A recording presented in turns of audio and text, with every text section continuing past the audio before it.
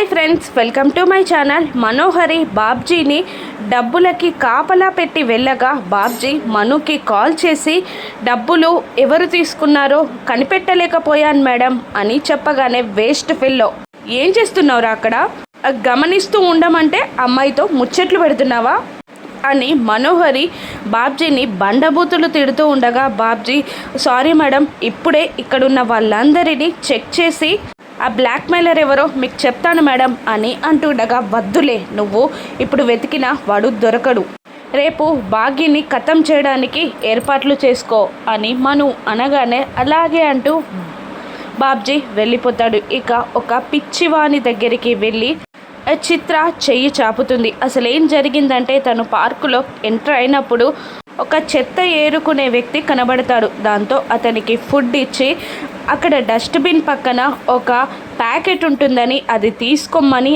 ఆ తర్వాత తను వచ్చి కలెక్ట్ చేసుకుంటానని చిత్ర అతనికి చెప్తుంది.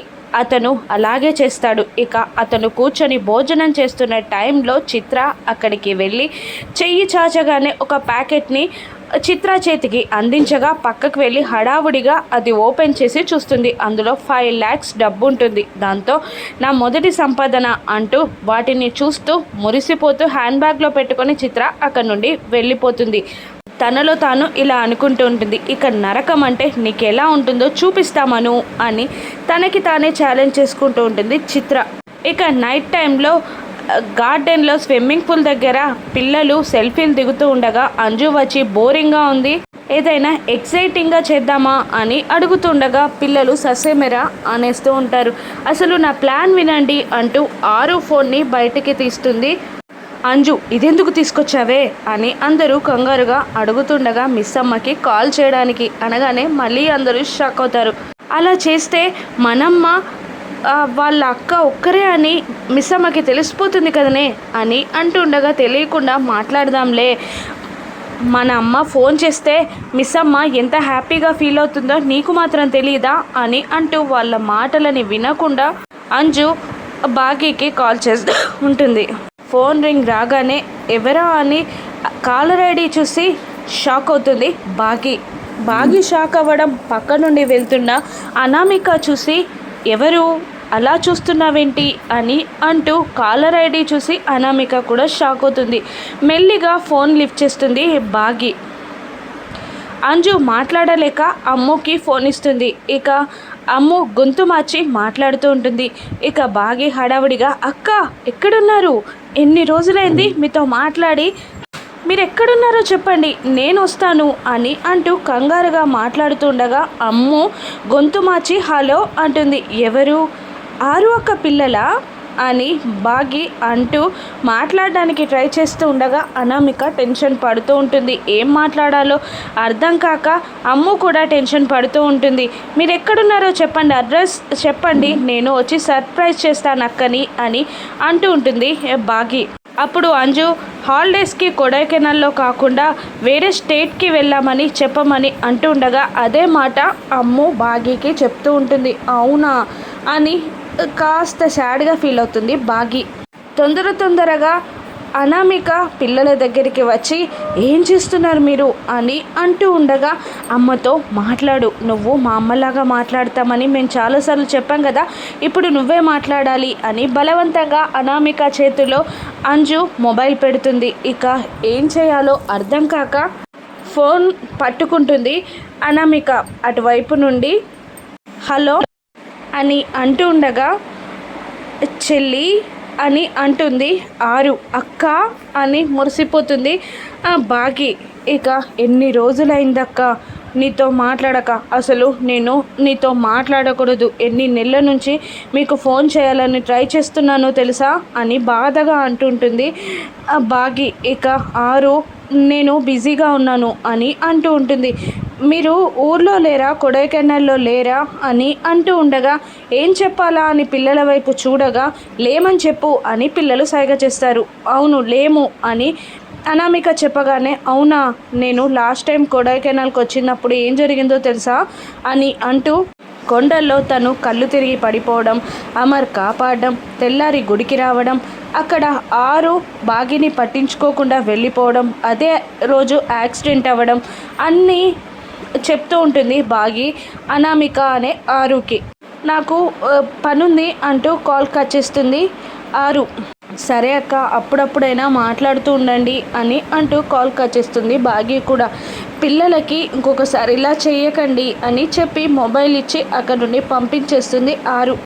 తెల్లవారగానే ఆ పిల్లలు బయట గార్డెన్లో ఆడుకుంటూ ఉండగా వాళ్ళకి కాపలాగా కూర్చుంటుంది ఆరు. బిల్డింగ్ పైకి ఎక్కి అదంతా గమనిస్తూ ఉంటుంది మను. ఇక అనామిక పిల్లల దగ్గరికి వెళ్ళి మీరు ఆడుతూ ఉండండి, పక్కనే లోయ ఉంది, జాగ్రత్త, అటువైపు వెళ్ళకండి, నేను మీకు జ్యూస్ చేసి తీసుకొస్తా అని అంటూ లోపలికి వెళ్ళగానే అది చూసిన మను ఇదే రైట్ టైం. బాగిని ఒంటరిగా ఇంటి నుండి బయటికి పంపించాలన్నా, దాన్ని చంపడానికి ప్లాన్ వేయాలన్నా అమర్ పక్కనుండద్దు. ఇప్పుడు పిల్లలకి ఏదైనా జరిగితే దాన్ని లేపేయడం ఈజీ అవుతుంది. అమర్కి కూడా ఇన్వెస్టిగేషన్కి కాస్త లేట్ అవుతుంది అని అనుకుంటూ పిల్లల దగ్గరికి వచ్చి ఆడబోతుండగా అదే టైంలో అంజుని పట్టుకుంటుంది అమ్ము.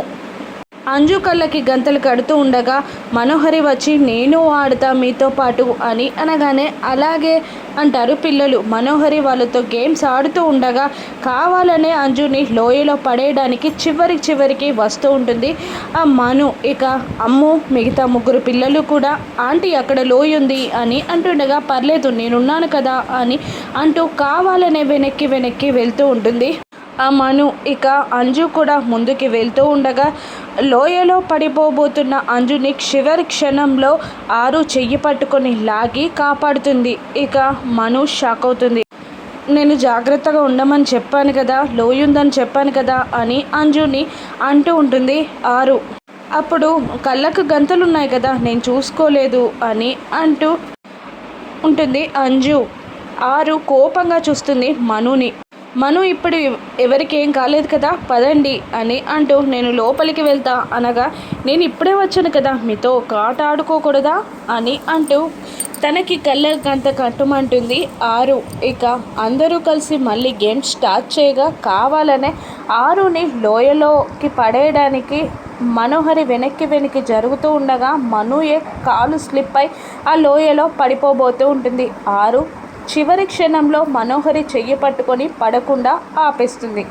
టెన్షన్ పడుతూ గుండె దడ తట్టుకోవడానికి నిలబడుతుంది మను. ఇక పిల్లలందరినీ లోపలికి వెళ్ళమని మనోహరికి వార్నింగ్ ఇస్తూ ఉంటుంది.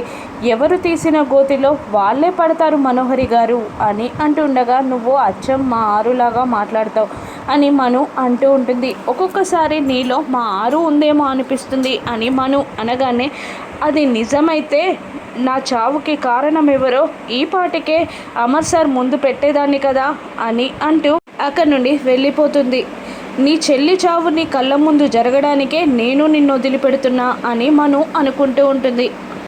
మరోవైపు కొడైకెనాల్లోని ఆరు చనిపోయిన కుండల దగ్గరికి వెళ్ళి అమర్ అంతా గమనిస్తూ అదంతా గుర్తు తెచ్చుకుంటూ ఉంటాడు. రాథోడ్ అమర్ దగ్గరికి వెళ్ళి ఇవన్నీ తలుచుకొని బాధపడడం ఎందుకు సార్ అని అంటూ ఉండగా ఇటువంటి ఒకరోజు ఉదయాన్నే నా భార్యని నేను కోల్పోయాను. అప్పుడు నా భార్య ప్రాణాలు ఎవరో తీసుకోబోతున్నారని, నా భార్య కోసం ఎవరో ఆశపడుతున్నారని నాకు తెలీదు రాథోడ్ అని అమర్ కన్నీళ్లు పెట్టుకుంటూ ఉంటాడు. మనోహరిని ట్రాప్లో పడేయగలడా? బాబ్జీని పట్టుకొని మనోకి శిక్ష వేయగలడా? అమర్ రాను నెప్సెస్లో చూద్దాం. Thank you for watching.